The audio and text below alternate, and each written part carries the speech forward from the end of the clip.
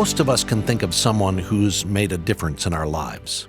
Their words of encouragement or their acts of kindness left an unforgettable impression, the kind of impression we'd like to leave to someone else. But that doesn't happen by accident. Today on Truth for Life, Alistair Begg explains how to establish a legacy that's helpful. We're continuing in 2 Timothy chapter 4.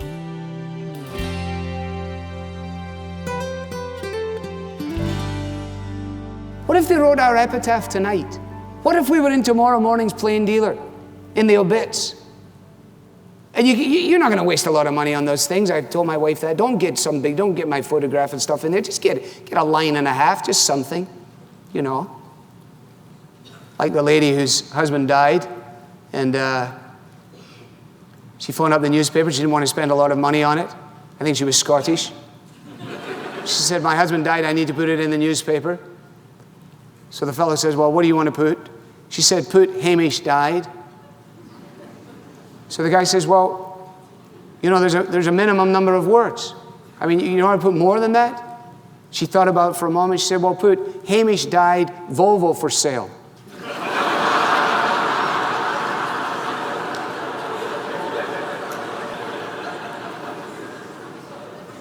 So when they put our sentence and a half in there or whatever else it is, try and sell the lawnmower at the same time, whatever they do, if there's one summary statement, what will it be? And will it be harmful?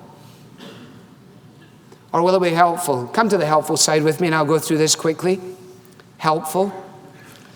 What about this chap, Onesiphorus, in verse 16? May the Lord show mercy to the house of Onesiphorus. Or maybe it's one sip Horace, I don't know.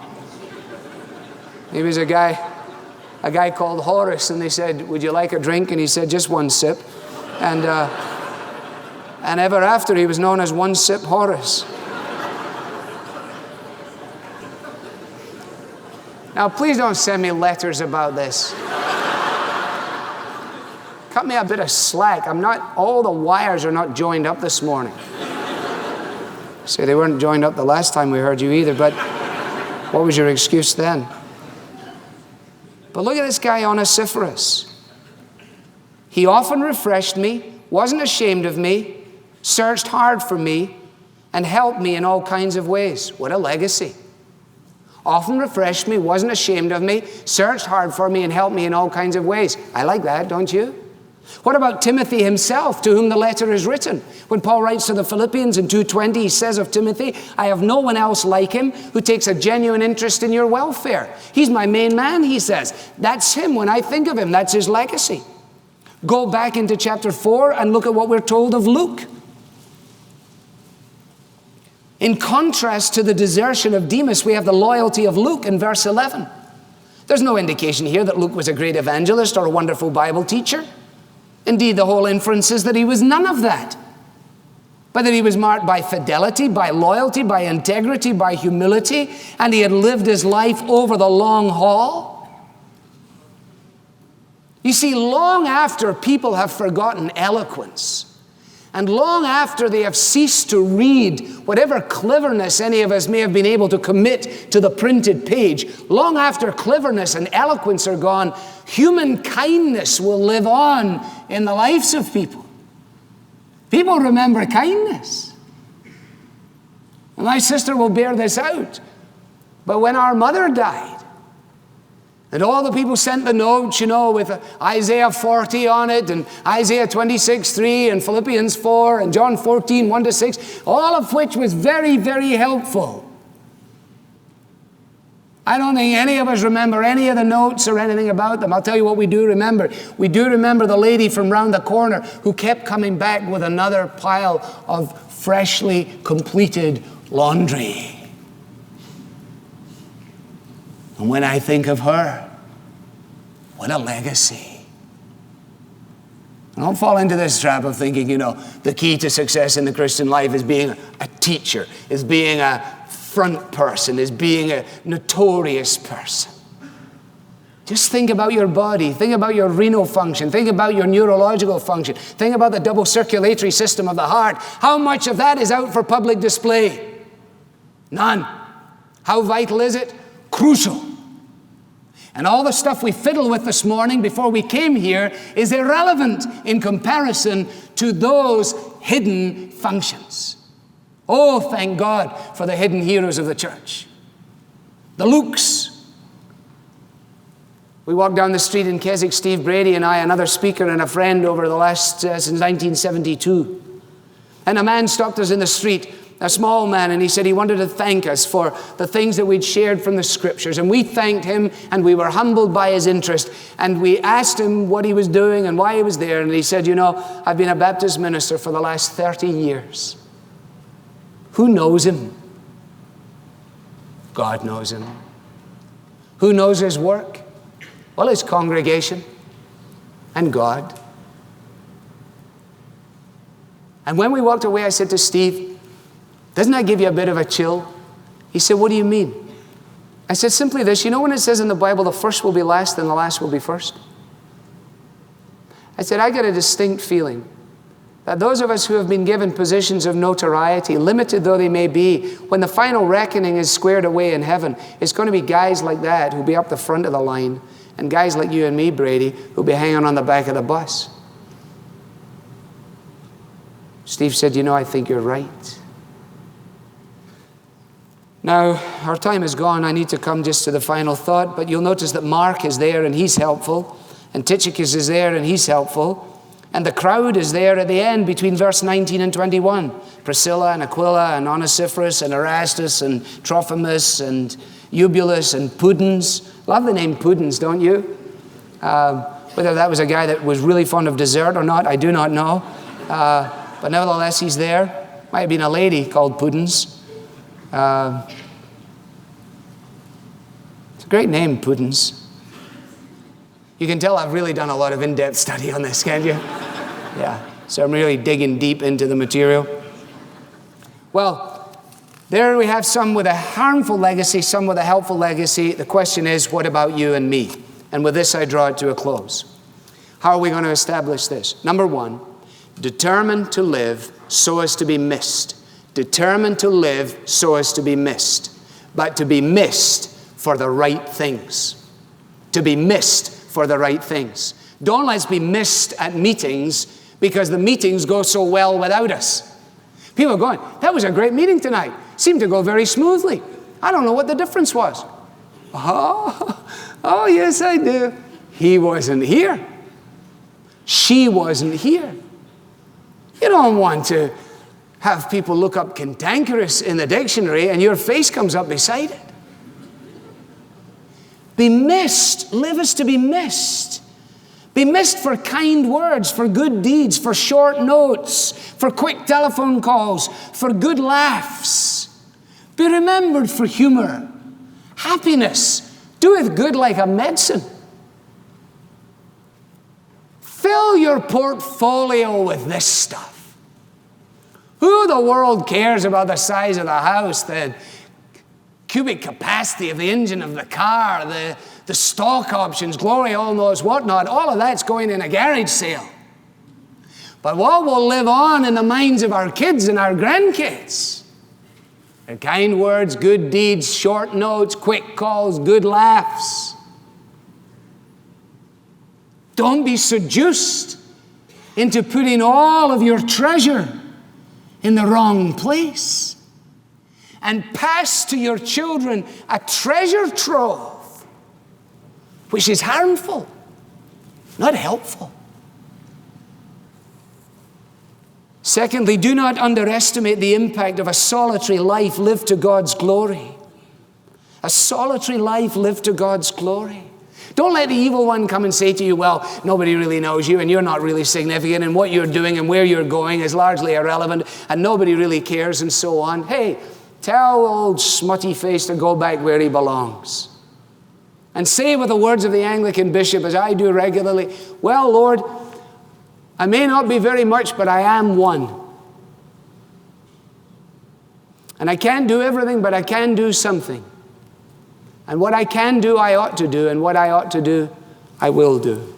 I'm reading at the moment the book that the children gave me for Father's Day, the biography of Jack Nicklaus. I'm on page, just for your interest, 339.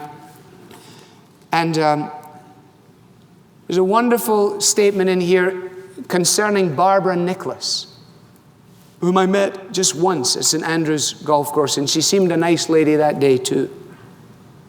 But this is what a journalist says of this girl, Barbara Nicholas. Lee Neal had surgery once in Miami. Who drove her down and back twice? Barbara Nicholas. Lee Neal once broke her arm in 4 places. Who drove her to the hospital? Barbara Nicholas. When young Jackie was 4, he cut off half his finger in an ice crusher. Who saved the finger by not panicking and getting him to the doctor so it could be sewn back on? Barbara Nicholas. When Bruce Fleischer's wife was in the hospital recovering from surgery, Barbara Nicholas drove down to Miami regularly with home-cooked meals. When her great friend from Columbus, Janice Savick, was dying of cancer, she entrusted Barbara Nicholas to give everyone their marching orders before passing on. When Laura Norman needed someone to lean on when her husband Greg was getting ripped in the press, she sought the advice of Barbara Nicholas. And speaking of her help and her influence within the home and her support of Jack Nicholas is a wonderful, tremendous illustration. She says, if I can't fix it, we call a repairman. Right after we got married, I asked Jack to put up a cup rack for me. Mind you, it was 3 screws. 45 minutes and a few choice words later, his shirt was wringing wet and he still didn't have the screws in. And it goes on to talk about the influence of her solitary life. Now, I don't know where she is in relationship to faith. I'm not using it in that respect. Just talking about the impact of unseen people. In the same way, Bobby Jones. Nobody knows the name of Bobby Jones unless you're into golf. Bobby Jones dies, and Nicholas, reflecting on the death of Bobby Jones, with whom he had sat ever since he had won as an amateur in the early days of his career, he says, I wondered how my own life might have differed without Bobby Jones' inspiration and friendship during my early years, and decided I would surely have been a lesser golfer and probably a lesser man. Why? Because of the legacy left by a solitary life.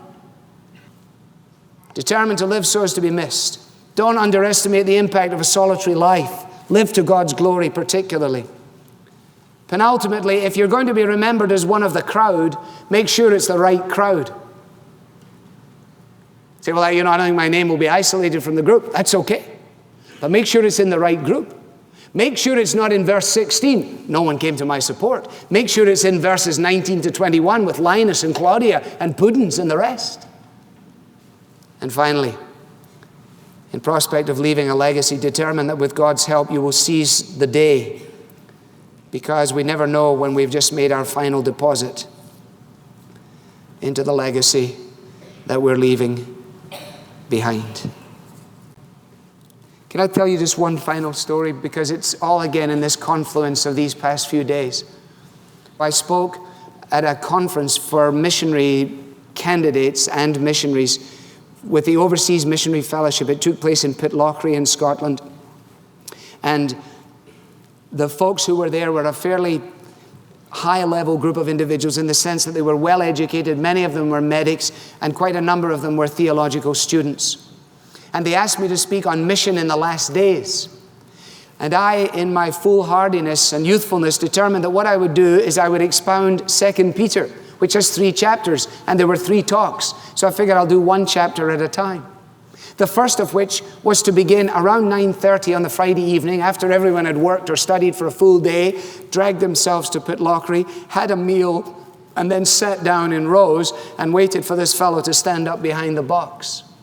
I was totally overawed by the prospect of it. I was in my room in the center by myself, and I felt very much then the way I used to feel before physics and chemistry exams. Along the lines of, God, if I was going to die young, this would be a very good time to exercise your providential overruling, because if I go into this thing, the Lord only knows what's going to happen to me. So that's exactly how I was feeling. I don't say that for effect. That is truly how I was feeling. But I had to go. There was no option. the bell tolled, and the tale had to be told. And so I stood up and I started at the beginning of 2 Peter 1, and I wasn't into it before 3 or 4 minutes. I couldn't get any saliva in my mouth. I didn't know what I was on about. I kept saying, like, I'm sure you know more about this than I do, and what Peter is trying to say is this, and we'll find it on, and there was a man sitting on the front row with graying temples, navy blazer, gray flannels, black shoes, the kind of standard package, and he just never took his eyes off me, just looked at me the whole time. And when I dribbled to a conclusion, I said a brief prayer, and then I shot off. And as I shot off, he shot beside me. I'd never seen him before in my life, and as I went away, I was conscious of an arm around my waist. This man put an arm around my waist, and he started to walk with me. And he didn't let me go my own direction. He spun me around, and he took me behind the bookstall. And he trapped me in the corner of a cabinet that opened up and made into a bookstall. And I didn't know what he was going to do. I hadn't a clue what was about to happen to me. But I didn't think it was going to be very good. And I can't go into all of it now, for our time is gone, but essentially this is what he said to me. He said, I felt that I had to do what I am about to do. I don't make a habit of doing this. He said, you should know that. And he said, there was one thing you said in your sermon tonight that really lifted my spirits and was a great encouragement to me when you mentioned the idea of making an abundant entrance into heaven. He said, that was good.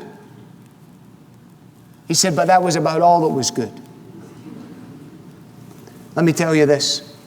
He said, Peter wasn't trying to say anything. He was saying it. You're trying to say it. And don't be so deferential to the people out there. Who cares if they know more than you? They probably do. But you don't have to say that. And you don't have to defer to these folks. He says, don't you understand that whether you have sirloin steak or filet mignon or a pound of mince, and mince is Scottish or English for chopped hamburger, and the fatty kind, not the kind of beautiful stuff. He says, whether you've got a pound of mince or a sirloin steak, get up and deliver it. Because you're not there by accident, you are there by God's appointment. So don't let me ever hear you doing this again, young man. And by the way, he said, I believe that one day you will speak before thousands. And I believe that God has asked me to say what I have now said to you. Now let us pray. And we prayed. And I went back to my room and I wept. I wept for the hash that I made of the talk. I wept for the fact that this man said what he said to me and my pride was wounded. I wept more for the fact that he must care about me somehow, although he didn't know me from a hole in the ground. Otherwise, he would never have done this and be so faithful, because the wounds of a friend are faithful. And there's hardly a time when I move into a new context, and many times on a Sunday, when I can see Davy Patterson's face saying, go on, son. You're not up there by accident. You're up there by appointment. Mince or steak? Mince or steak? What is it? Thursday morning, Keswick Convention, thousands of people sitting out there. From a human perspective, hanging on your every word. Trying your best to get through the material. Feeling again all kinds of feelings, not most of which stir your ego. Coming to the end of it and saying to myself, now I'm going to go through that door, and before they open their eyes, I'll be gone, because I don't ever want to see anybody after this. Incidentally, for those of you who think that I finish my sermons, I'm going out going, whoa, whoa, whoa, whoa. That doesn't happen. I don't remember 1 in 1,000 that I feel like that. I feel like I merge with the pavement. So I said, I'm going to make a dive out of that door, grab the umbrella, grab the galoshes, which I needed. Swans were swimming through people's tents, and I'm going to make a beeline from my car. And I came through the door, down the thing, down the 2 steps, and into the arms of a gray-haired man with a weather-beaten face, wearing a royal blue cagoule, shorts, and tennis shoes. And this big bear hug grabbed me, and as he pulled me to himself, I heard the voice say, was it steak or was it mince? And And I said, as I looked over his shoulder, I said, Davy, I don't know. And he's still not looking at me. His head's over here. He says, son, I told you, it doesn't matter. Until the day I die, I will revere his legacy. You have people like that. We all do. You are leaving a legacy. Make sure it's helpful, not harmful.